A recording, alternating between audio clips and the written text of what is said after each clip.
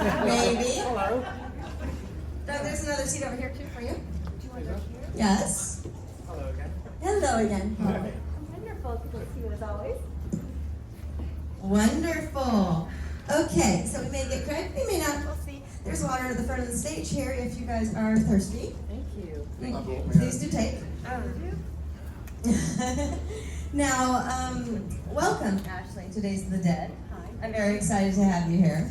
I want to open this up by asking you a question specifically, okay? So obviously, this is not working again. Yeah. So obviously, you began this franchise for the first 2 installments, and then you got to return in part 6 and reprise your character, which is amazing. Yes, 3. Oh yeah, that's right. Thank you. Considering how much I adore 3, you think I'd remember that? Can you tell us a bit about what it's like to return so long after your first 3? Well, Doug called me at home and said there's a character that they're calling Kirsty, and he said to them, "Why don't you call Ashley?" And they asked if he would call me. And Shall I jump in on that? yeah. It was always a bit of a weird dance dimension because they would never let me see the script until my deal was done, and I couldn't talk to I couldn't talk to the director until my deal was done. So they sent me the script for Hellseeker, the 6th movie, and I start reading it and I see a character called Kirsty, and I thought, wow, they're bringing Kirsty back. Well, that's cool. And then I realized that it wasn't, and I thought, this is odd, because it seems kind of weird to call a principal character in a sequel the same name as principal character from the original movie. And this Kirsty and her husband had a dog called Cotton, and I thought, no, come on. When finally my deal was done, I got to talk to Rick Bota, who was directing the movie, and I told him this, and he said, I thought the same thing, and I would love it to be that Kirsty. I would love to bring that Kirsty back. And I said, well, did you offer it to Ashley? And he said, do you think she'd be interested? And I said, I have a sneaking suspicion she might. He said, I think we sent the script to her agents, and we've never heard anything. And I said, oh, do you want me to call her? He said, would you? And I said, I would, and I did. And when she finished screaming and jumping up and down, she said yes. I said yes.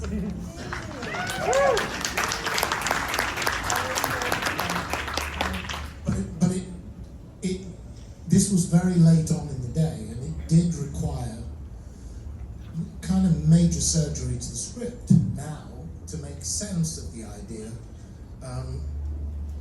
of that Kirsty being this Kirsty. To the extent that I remember when we shot the movie in Vancouver, when Ashley arrived and you came on set, Rick and I were sitting on set, still working out how we were going to make it work, because Rick had asked me to help him with it. And the confrontational scene between me and Kirsty, I wrote. I was sitting in the makeup chair in the trailer, writing stuff and giving it to PAs who were taking it to Rick on set, and it was coming back with notes saying, I like this, not this, this is okay. The principal disagreement between us was that he kept saying, this must be a standalone movie. We can't make reference back to the earlier movies. And I said, that's absurd.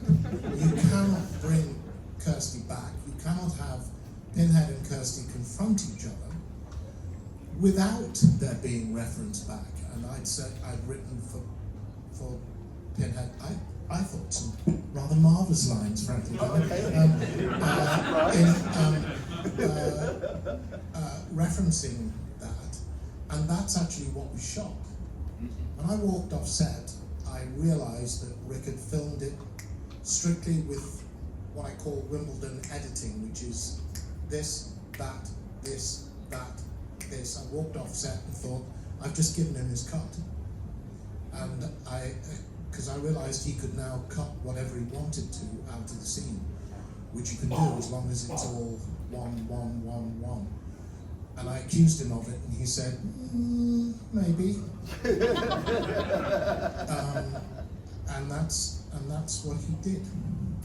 But to be fair to him, on the DVD, in the special features bit on the DVD, he put the whole scene in and credited me with it. So it was fun to do that, and you know, it was great to make it happen, and they did go out of their way to make it happen.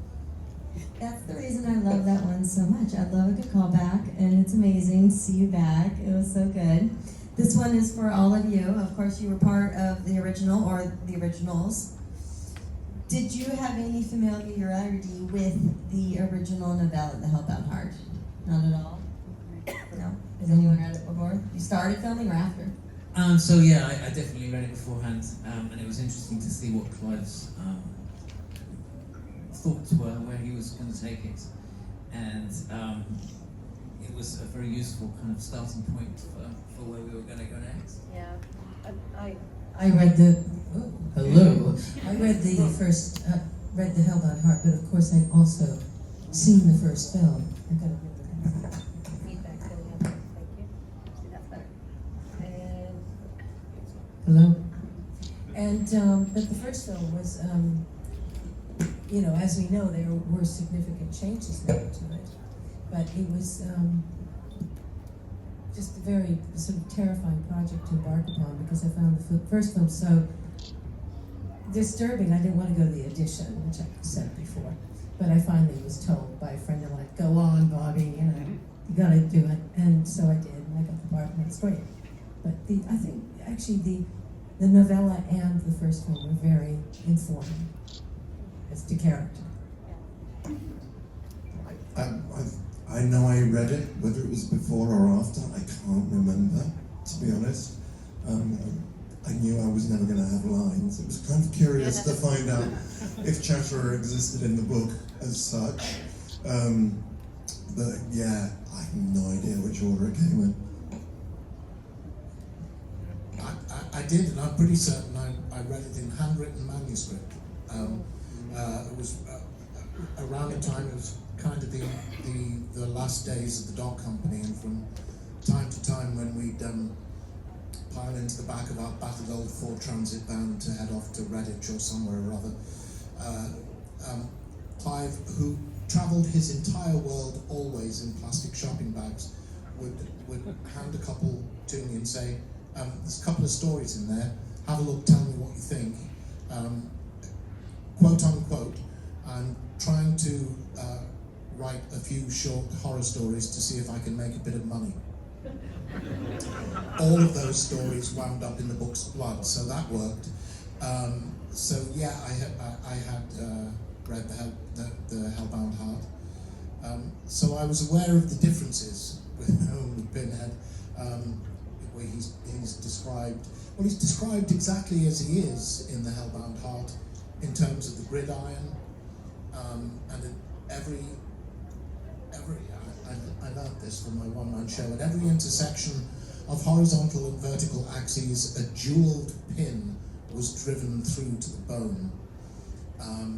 Its tongue was similarly decorated. And then he also described Pinhead, who had no name, completely anonymous, as all the Cenobites were, importantly, I think, had a row of bells sewn through the flesh on the back of his neck. And having described the pins in his head, Clive also said its tongue was similarly decorated, and that its voice, when it spoke, was light and breathy, like that of an excited girl. So I think the bells had to go, because it might sound like an interesting idea on page. In practical terms, you know, it would have sounded like fucking jingle bells every time Pinhead approached, which might have undercut any sense of threat. Tinkle, tinkle, tinkle. You're like Krampus announcing his arrival. Well, yes, and you know, its tongue being similarly decorated might have calls it, I'll and the light and breathy voice. I think I played around with that when I was reading the screenplay, but I couldn't make any sense of it without sounding stupid. Not being an excited girl myself. Oh, I may wake up and decide to self-identify one of these days. So there's always time. Modern life being what she is. So I think a lot of those were practical changes, and obviously pins. When we did the screen test for the makeup, they were pins, which was fine as long as the camera was close. As soon as the camera went any distance, they just didn't read, so Pinhead just looked completely bald. So 2 decisions that Clive made from the screen test. One was to chunky the pins up so they became really nails, not pins, and the other was that he felt like Baby Blue Eyes was undercutting the majesty of his monster, so the lenses went in and the eyes went black.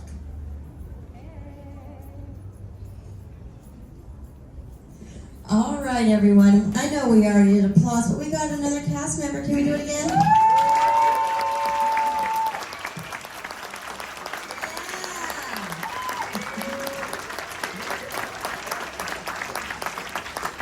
Always the bridesmaid, never the bride. Welcome to the panel, Mr. Tardy. Fashionably late. Yeah. Fashionably late. So I'll ask you this as well. You're part of the franchise, part of the Hellraiser world. Had you read The Hellbound Heart, the source material, what started this franchise, before you did it or after? It was before. Yeah? Yeah, I think that was when I was doing ninth grade, I read that. Okay. Yeah. Yeah. But I hadn't seen the movie. The movie, I think, came out right before that, right? Like a year before? Hellraiser came out in '87, Hellbound '88, and then we were shooting In 89. And into 90, right? Nightbreed in '89. So Hellraiser and Hellbound were already out when we were shooting Nightbreed. Yeah. Okay, let's throw it out to the audience. Do we have any audience questions? Right there. Whose makeup took the longest to apply? As far as the sound lights go. Whose makeup took the longest to You apply? also Nightbreed must have been. Well, the Nightbreed was a nightmare. This is no lie, we all had to be made up. We had fun, like we were all made up. There'd be like 20 monsters hanging out down in the lower part of the studio. But we would all be getting made up at the same time, which was a huge deal. How many makeup artists do you think we had? I have no idea. Like there had to be like 25, 30 special makeup artists at least. Yeah. Some days it was absolutely insane. Yes, it was. So many makeups being applied. Yeah. Crazy. Mine was early days 5 or 6 hours, and then it sped up to about 3 or 4. There, I'll lay down a marker. Yeah, because they would bring me in at 3. Well, I was made up for I think like 20, like half the shooting days I was made up for, but they bring me in at like 3, and I'd be in there. It took 6 hours. It was I think an 8-piece prosthetic, maybe it was a 6. But and I didn't know I was allergic to latex. So it took them an hour and a half to 2 hours to take it off at night. So they'd strip this off and they would pour baby oil. Do you remember that?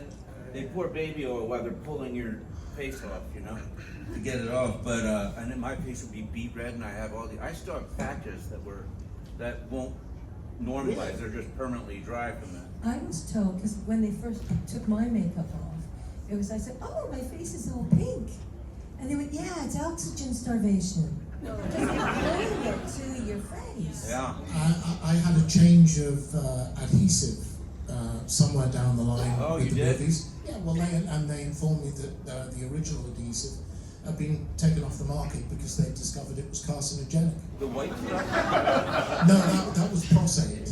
What was that called? Yeah, prostate. Oh man, every time I smell that and I'm on a movie set, You want to run 100 it goes miles right the back. other It takes me direction. right back, right? Wasn't prostate developed as a liquid bandage in Yes. Vietnam War? This is I- what I was told. I was asking Jeff lots of questions, Jeff Portas, who designed and applied the Pinhead makeup. So first time he's applying it, I'm asking him questions, and and that was what he told me, that Prosaid was used, but basically to close stomachs up in Vietnam Wow. in a hurry, pending getting people back to field hospitals to get Wow. proper surgery. I've seen actors just pull latex off their faces, but Prosaid stuck to me like a second skin. Yeah. They used to Me they too, used to totally. they used to dilute it 50% water, and it still was all hell to get off. Apparently, if you drink very large amounts of whiskey the night before you work, it comes off quickly because you sweat alcohol into which is a very good way for removing it. With But vodka? you have to deal with the king size hangover. Wouldn't want to have a hangover under all that. Not really. Didn't Ken Cranham's makeup as Channard Cenobite take 6 hours? Wow. And then the Must costume. have been long. Yeah. Not mine. Mine was really quick. 9 hours. And that's Oliver Smith, who played Skinless Frank. Oh, yeah. How long was Oliver? It was 9 hours. He was 9 hours? He was 9 hours to get into because it was a full body all the way down to his socks. Do you know if it's true that that was originally supposed to be Boone's makeup? I was told that when I got there, that's my memory of it, but somebody else told me it's I've not not true, heard so I that. don't know. Do I you did know- have the quickest makeup, which was on Night Read, which was a pair of prosthetic nipples. That took 5 minutes. And you had the head I did have- of image I had animation. full training from image animation on how to apply them, and every morning I would be presented with my prosthetic nipples. I just remember Bob Keane applying your nipples one morning. And he gave me the masterclass. Oh, did he? Yeah. If anybody would like to do the masterclass later today, after 7, I can't do that anymore. The 80s are overdue. You mentioned about Skinless Frank and how long that took. Yeah. Did Skinless Julia take a similar amount of time? I'm guessing she did. Yeah, that would make sense. Yeah, I guess. Yeah. I just remember that she was A very beautiful, like a model, but incredibly slim, obviously. But the thing is, we were almost kind of separated from different people. I don't remember ever seeing her in makeup, but she must have been in makeup somewhere. I have no memory of her at all. Oh, I met her once. I met her. She was lovely. Stunning. You what? Ashley remembers. I remember. Yeah, I do. And she was really sweet and very patient and sticky. I think that's going to be the one thing that you've got to be if you're going to be sitting. Sticky and patient. You know, I had never gone through this before, so I'm sitting there for 4 hours, which can kind of hurt your back for a while, you know, just sitting. All this time in Casablanca. But it was, you know, and I kept talking, and he said, please don't talk. Surprised it wasn't singing. And, well, we were singing, we were dancing. He was doing the can-can in his butterball outfit. There's visual proof on YouTube, yeah. Can we get those stills for your table? But what I do remember is the fact that when they had to do some pickups, and then cast it. So there is a scene where Janelle's hand is lifting the skirt up, and Julia. It's my hand, it's not Ken Cranham's, and it's little John Cormacan wearing the buttocks. Little John, Little John, remember Little John? Absolutely, Big boobs? yeah. That was our I think he was our head makeup artist, wasn't he? Yeah. but he made himself a pair of boobs that, you know, I'd like to have myself. Why did he make himself boobs? Yeah, it was his fantasy. Like you say, the 80s are over, and they were really good. Good memories. I never had to do that. Anyway. Share with the class. I was sorry. I was just observing to my colleague, Mr. Biggs, that these Q&As involving my illustrious colleagues always seem to go off the rails one way or another. That's the best part. I just wind you up and let you go. Yes, so fake nipples, and fake boobs. Yes. Simon wants to add something. No, he doesn't. No, he doesn't. I'm just owning up To what? to lowering the conversation. Good. Any other questions? In the back. Yeah. Were you allowed to take anything from set? And if you did, what did you take?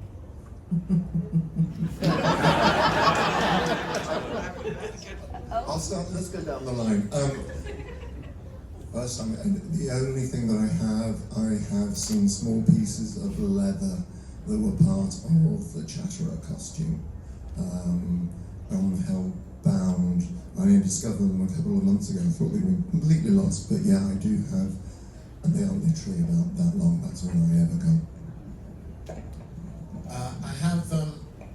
I was so terribly impressed when we moved from Cricklewood Production Village to Pinewood Studios,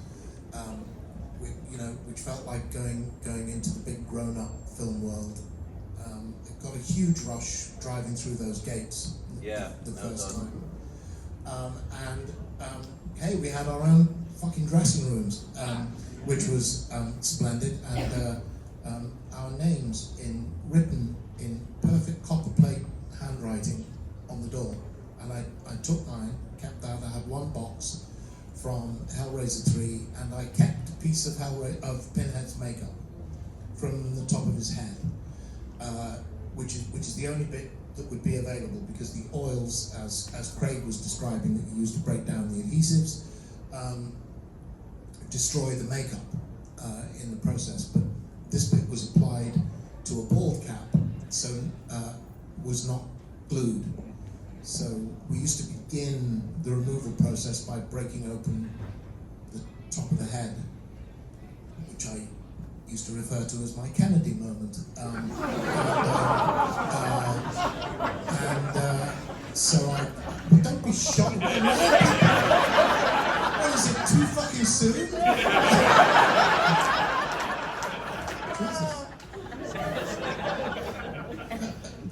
That was the beginning of my love affair with America, the Kennedy assassination. I'll have you know. So this bit was never damaged by the oils, and I kept it, but I didn't know how to keep it, and I kept it all wrong, and it desiccated. So it's gone. But that's it. If I could have stolen anything from set, it would have been Ashley.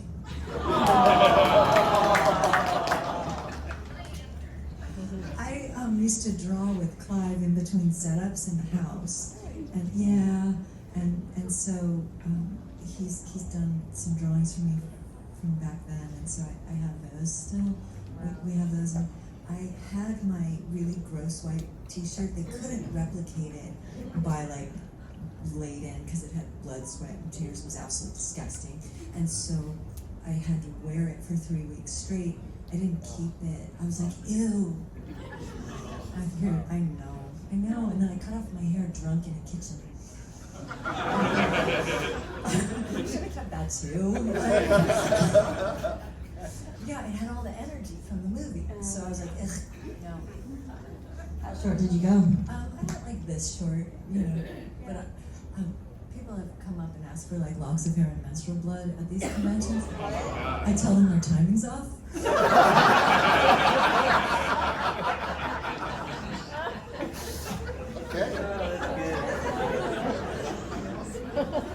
Who's doing that here, you little freaks? Are you next? Oh, here, yeah. So I obviously had to put on a lot of weight to play Barbie. And then I didn't take anything from the set, but it was in my contract that I could have liposuction after the film was finished. And I did manage to keep all the fats that had come out from my stomach. So that is on my shelf at home, and there's a little box also with a little set of nipples. I can't top that. But I think it was my last day. I went up to one of the prop guys and said, "Hey, I think it would be so cool if I could have one of the boxes, you know, the puzzle boxes." And he didn't answer me. He just laughed. Cue. But then we were doing a Q&A in Atlanta, and Claire Higgins came in next, and she said, "Oh, darling, I just stole one." And she said that it just popped it in my handbag. You know, and she, what? Purse. It's a purse. In America. For Americans. A handbag is a purse. What? A handbag? To lose one, no, sorry, go into thingy, but that's the, I didn't get a darn thing. So, I had like except 4 my or 5. precious memories. Are you done yet? I had like 4 or 5 of the leather jackets because they shot me. You know that scene where I get shot like a bunch of times. Yeah, we had to do that like 4 times. So I had 4 jackets with holes all over them from the exploding things. And and then I had 2 good ones, and I gave them all away to people, and I should have kept one. Yeah. I had a little heartbreak in there. Okay, everybody go. Aww. No, we could do this. Anyway, no, it's sad. You know, you just don't want to get that. He's gonna cry again. Look at him. Okay. I should add, by the way, that during the photo ops, I had this conversation with Clive because I was sitting next to him, and he said, "You know, I never took anything. I never took anything. I have nothing." And I said to him, "Jesus, and if you knew then," well, he said, "Oh my God, I would have walked away with everything." Pieces of the set. Yeah. Baphomet chain. Yeah. But imagine all that, if you know. No, you're right. Absolutely. Chains from the original torture walls. You and Clive? Don't tell me. Okay, we were painting on the walls in between setups, so at Cricklewood, so we would just paint those. A panel of that? No, Something. a wall. No, I'm saying. Oh, imagine yeah. Now, a panel of that. Yes. Imagine. Oh, they'll have a replica of that, like a smaller version of it. That'd be great. Any other questions out there? In the back there. Yes. Yes. Hi, can everyone hear me? Yes. My question is for my idol, Mr. Nicholas Vince. Okay. We all know you as being the chatterer who doesn't have any speaking rules, but as somebody who's like this insane fan of yours, I followed all your work, and I feel like your greatest gift is in your ability to speak eloquently and communicate beautifully. If you could cast yourself in any role that you like of a movie that could be remade, what would you cast yourself as? And my second question to everybody is, what do you guys feel like the wisdom of a movie like Hellraiser could teach us about the current state of the world? Okay. The white fair. What day, Wilde? Sorry, What could Hellraiser teach? Okay, I shall answer my part. Thank you very much indeed. If I could be cast in any part, and the trouble is, the one thing that immediately springs to mind, and I know I would never be as good, but would love to play Prince Prospero in The Mask of the Red Death, directed by Roger Corman, starring Vincent Price. I've said this before, this is my favourite horror film, because it talks about philosophy, it talks about where the fuck is God during a pandemic. It's wonderful, and Vincent Price, he's the first actor who I just genuinely admired, and just thought, I want to do that, because you all think of Vincent Price as this, I'm not going to try and do an impression now. You can all picture Vincent Price. You can all hear his voice. But the range of his work actually belies belies all that. I think you compare him in Mask of the Red Death to the rest of the compo things with the Fall of the House of Usher, but also the abominable Dr. Fives. It's just absolutely extraordinary, Please don't forget Theatre of Blood. Oh yeah, absolutely. I just watched it. So Oh yeah, absolutely. And Anna Regan, Blood. Everyone knows it's a woman. Yes. So that's the answer to that question. I shall now pass my colleagues to the rest of your question, which is so much harder.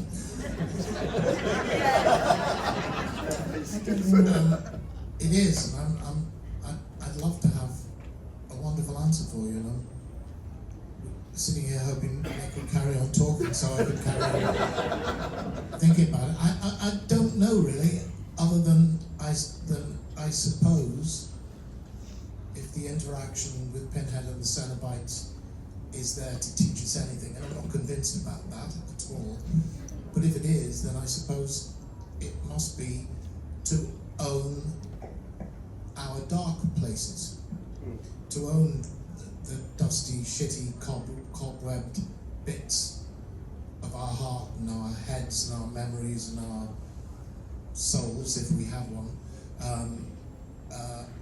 to admit to them and own them and not try and reject them and project them onto other people. When are you going to start doing that? I said, when are you going to start doing that? Fuck off.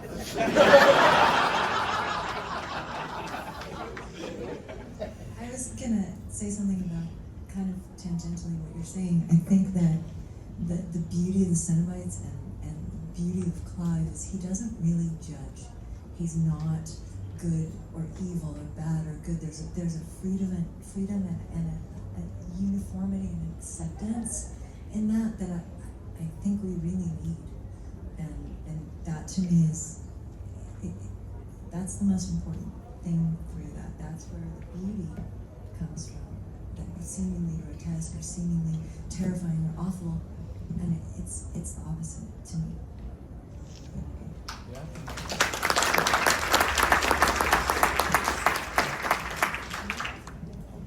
We're you got the three deaf people up this end, and we didn't actually hear the question. Sorry. I can make up an answer. Say it again. Stand up and ask it again, sir. Anyway, what difference would it make? Okay, my question, other than me like slobbering all over the cool Mr. Nicholas things, it was, what do you think that the wisdom, horror is often overlooked for its wisdom. It was the first movie that I ever watched since I was a kid, and life has just been a wild ride ever since because it prepared me for everything. But what do you feel the wisdom in a movie like Hellraiser could teach us about the current state of the world? Pleasure from pain.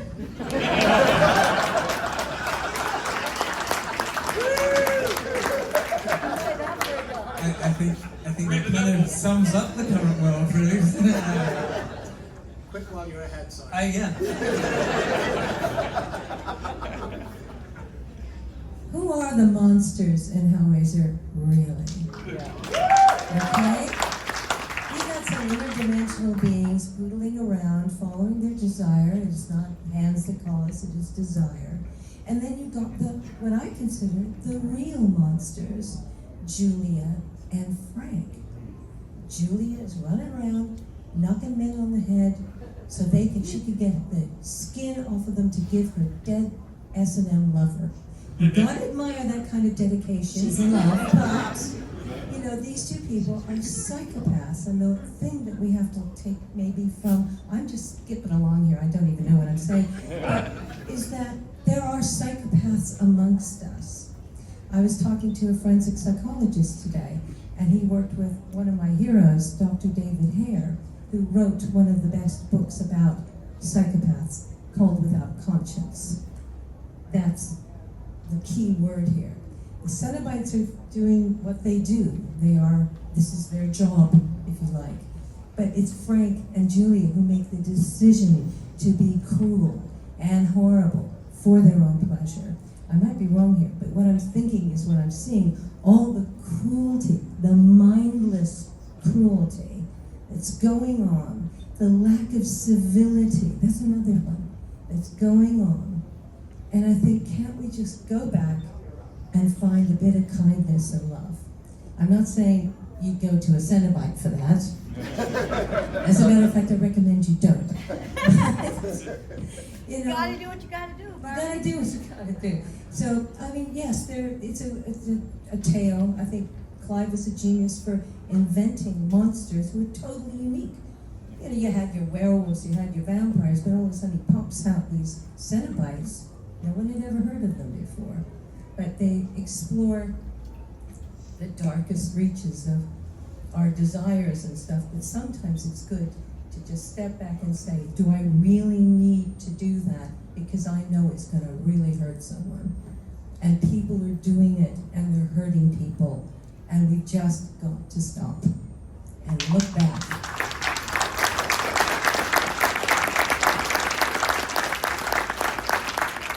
I'm voting for her. I do sort of, maybe I should go into politics. Yes. Yes, ma'am. Yeah, man. Any questions in the front here? This is for all of you.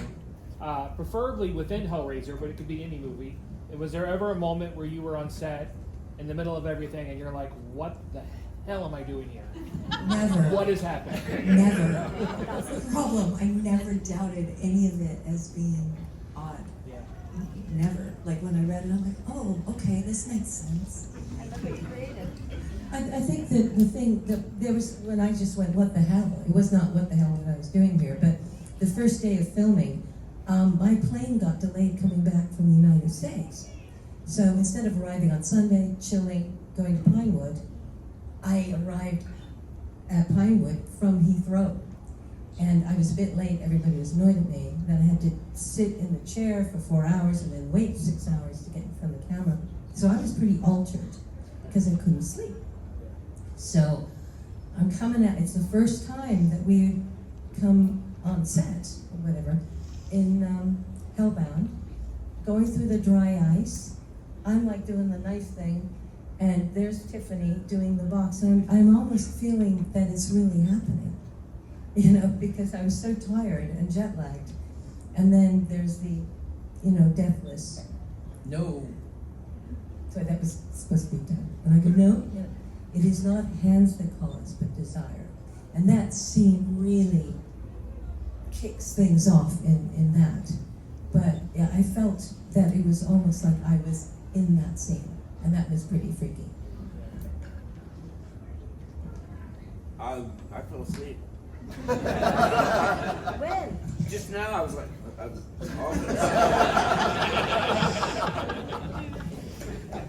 I forgot the question. What was the question? Was there How could you go on for that long and not even know the damn question?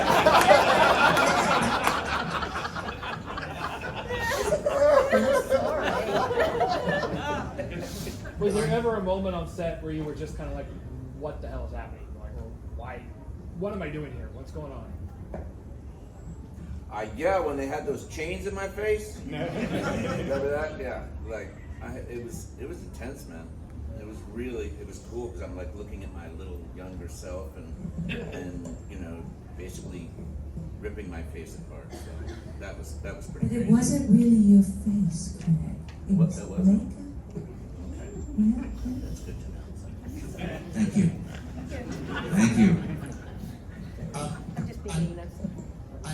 I never really had those moments while I was working. Except, there were oddities like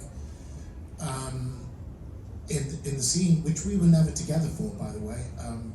Obviously, Kirsty, the first appearance of the Cenobites in the hospital.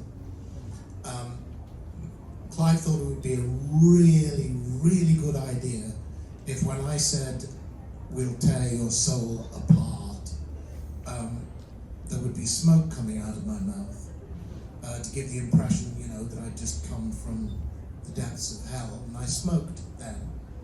So there was a point where I'm standing on my mark, with these huge fucking Ritter fans going. And the thing I was concentrating on most was not to blink, because the fans, they're very, very powerful, and they kept lifting the edge of my contact lens, so I'm focusing only on not blinking. But before each take, I'm standing on my mark, going...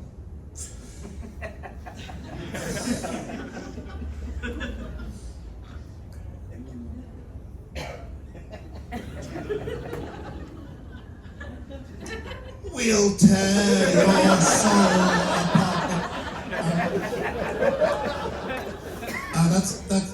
That's great, but all the smoke came out at once, though.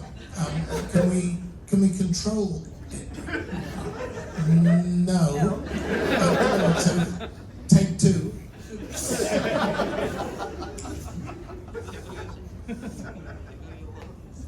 We'll tear your soul apart. So I was getting kind of dizzy and probably a bit green under the makeup by the time we got to take 4.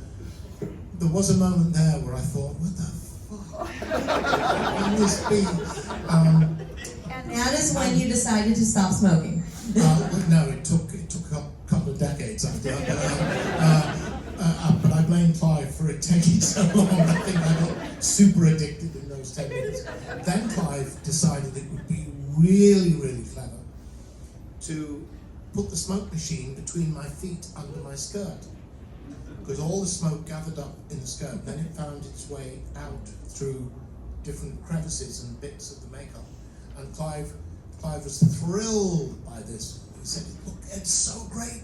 It looks like you come straight from the pits of hell. We can almost smell the bitumen," he's saying to me, "and the sulfur, and it's wonderful." And the next time I came into work, Selwyn Roberts, the first AD, said, "Well, I've got some good news and some bad news for you."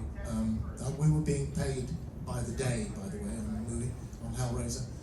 Good news is you're going to get another day's work. The bad news is we have to reshoot the hospital scene. I said, "Oh, why?" He said, "Well, you know Clive's brainwave with the smoke machine? Yeah, it didn't work. It looks like you're on fire." And we were watching it in rushes, in dailies. It was like we were waiting for someone to run in from the side with a smoke extinguisher, fire extinguisher, and put you out. So we had to redo that without the smoke coming out. But he did also say, Clive's delighted though, because he's going to get to edit Kirsty's boyfriend out of the scene. But that's another discussion. The only other time I felt that was when we started the makeup removal, which I hated far more than the application. The moment that you referenced, Craig, where it's hanging off your eyebrows, used to make me feel physically sick. I hated that. And there were times when the makeup would start to come off and here would be my ragged, tired-looking face emerging from under Pinhead. There were moments then when I used to think, why me, Lord? There are hundreds of actors who would love to be doing this. Why the fuck me? But generally, no. Generally, never any doubts or second thoughts about it. At that time, if Clive asked me to be in something, I would have said yes without needing to know anything else. Clive, he likes to reuse things, so if he finds something that doesn't work, for example, you looking like you're on fire, he will lock it away in his brain, and then when we came to Nightbreed, when I was playing a character that looked like it needs to be on fire, I would have that same smoke machine pumped into my pantaloons before each take. I think he had quite different motivations for that. Pantaloons, there's some why haven't my pantaloons are on fire? Liar, pantaloons on fire. Literally. I think I've answered this question. I'm using another one to go. Another Anyone question. in the front? Yes. Bit of a two-parter for Doug here. Is it true that you played the role of the Dutchman in Clive's Hunters in the Snow? And if so, how much of that performance influenced Pinhead's performance? Wow, you've been listening to some of my interviews. It is true.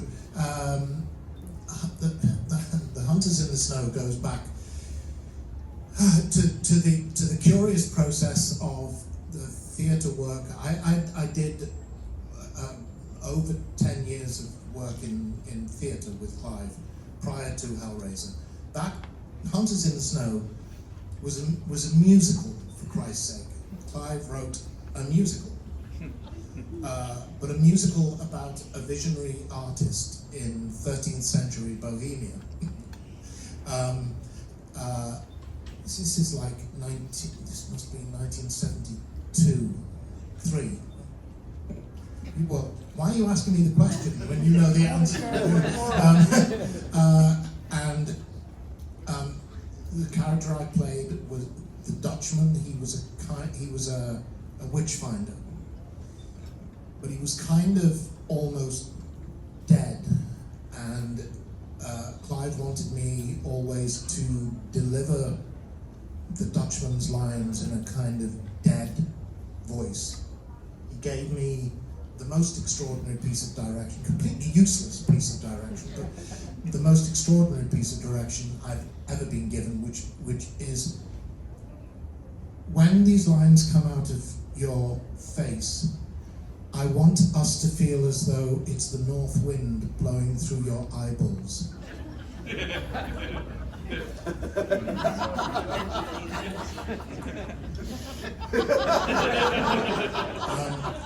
But I had this extraordinary cloak. I mean, we did everything on pocket money. Everything was invented.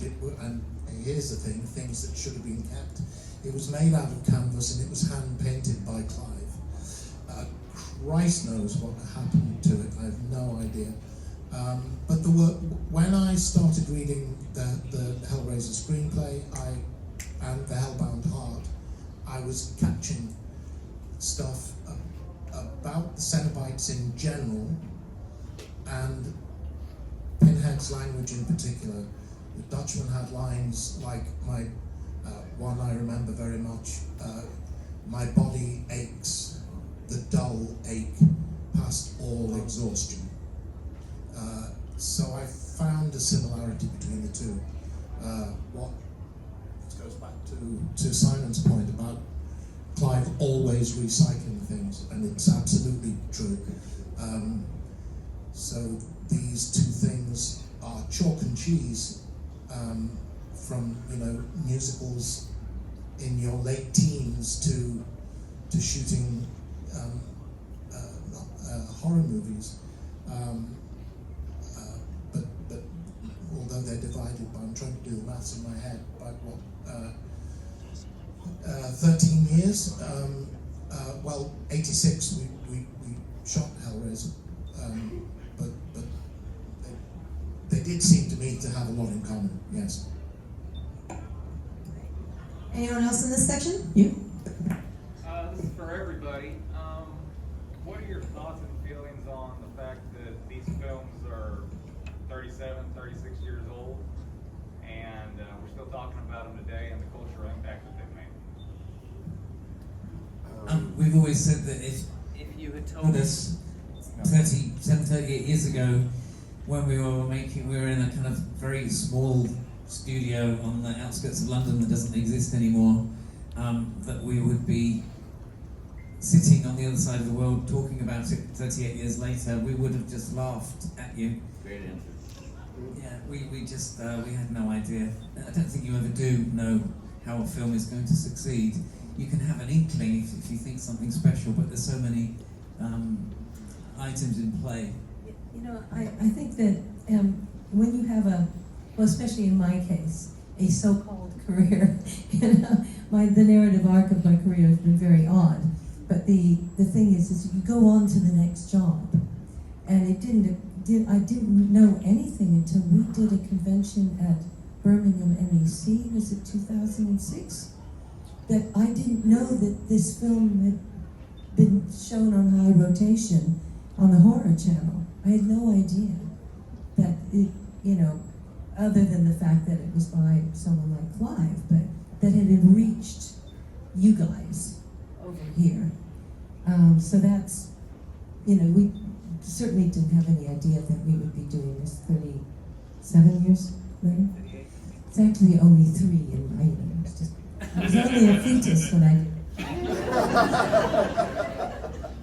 Yeah, you know, I remember when they called me to meet Clive for this. You know, I was actually about a year and a half off of Broadway and had done a couple of, like, you know, artsy dramas, and I was like, horror, like, you know, really, you know, but who would have known what, you know, how horror has just kind of become the genre, you know. At that time, at least, I don't know about you guys, but as an actor, you know, I always wanted to be like, you know, doing stuff that was, you know, drama. These audiences love movies more than anybody I've ever seen. So I'm glad I did it and happy to be part of it.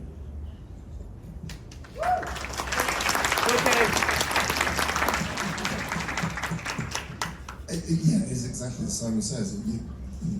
None of us have the crystal ball at the time. I think it has a lot to do with a number of different factors.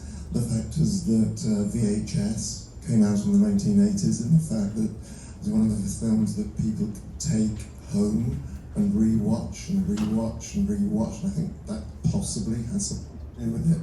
And that is in no sense detracting from the sheer genius of Clive and what he created, because it wasn't, that is a point that was made to me. But the fact that Doug appeared on the front of Time Out as Pinhead at the time was completely unusual. Time Out was a London listings magazine, the London listings magazine, and the fact you had this horror icon appear on the front cover was extraordinary. Unfucking credited.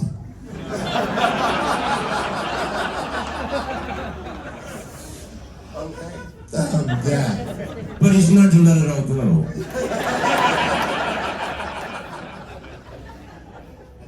I finished. Okay. I have no voice. So. No, like, I mean, I can't really add. I mean, I've said myself over and over again, if you had asked me, it was 6 o'clock on a damn Tuesday morning in a pretend makeup studio in Cricklewood Production Village, mirrors kind of perched on top of boxes, and, you know, you will be sitting answering questions about this movie and your performance. The best part of 40 years later, I would have thought, I wouldn't have known, I wouldn't have understood what you were talking about. Now, I was having this conversation with Clive as well during the photo ops, and part of it I've always felt that the spirit of the theatre work that we did and the spirit of the Dog Company years carries into Hellraiser. If Clive had written in one of the plays that we did, and it wouldn't have been unusual, the world ends in a mass apocalypse and blah blah blah, we'd have put it on stage, we'd have done it, we'd have made it work, we would have made it happen, and we'd have spent about £5 doing it, but we would have done it. And I think there's a lot of the spirit of that carries into Hellraiser. But I said to Clive, I was sitting next to him in the photo ops, and this endless stream, it started to feel like it was not going to end, bless you, is coming into the room to have your pictures taken with us. And we both kind of said to each other at the same time, who'd have thought? Who'd have thought? And I said to Clive, you know, we in the theatre years, we thought we were brilliant. I think we were. We thought, particularly when we came from Liverpool down to London, that we would say, hey, everybody, here we are. And the London theatre world would go, oh my God, you're all so brilliant. And the London theatre world went, yeah, and completely ignored us. And I said, I think I was kind of inured. And Clive said, oh yeah, we'd learned to fail. I said, well, yes, kind of. He said, oh, completely. I said, I knew we were doing something good and original, and you were behind it, and I had all that energy. I thought we'd make a bit of a splash for a couple of weeks and we'd go away. And Clive said, a couple of weeks? I didn't think we'd get that far. I thought we were giving it our best shot, and I thought we would disappear. I thought we would be submerged. And I said to him also, the extraordinary thing to me is this is getting bigger. The movie's popularity is growing. It's bigger now than it was 5 years after its release. And it's growing and it's growing and it's growing, and it is down to you guys. And when I say that, I always kind of take you, everyone who's in this room at the moment, as representatives of horror fandom, as I have experienced it over 30 years.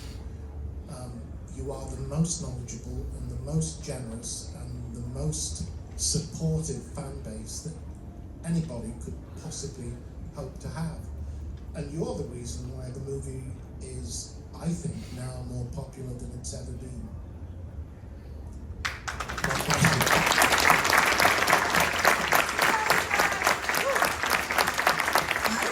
Since you said we're done, that's the perfect way to end this. Yeah? Give it up.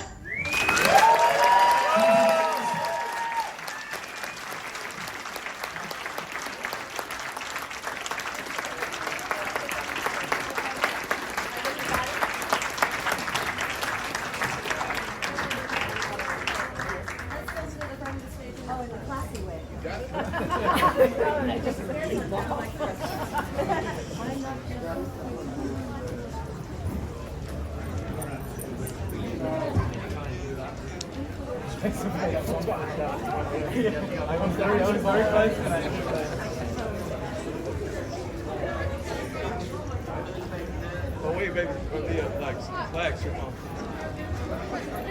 I'll meet you there. Yes, ma'am. I'm gonna have to pull this back just a little bit, guys. Sorry.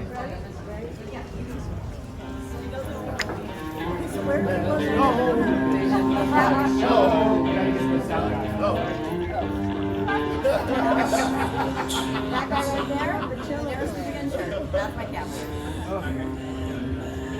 You guys get just a little bit. Act like we like each other. Oh, that's actually perfect. There we go. 1, 2, 3. One more. Thank you guys so much. Some of them wanted some of them wanted me. You get it, Dad? That was way too short.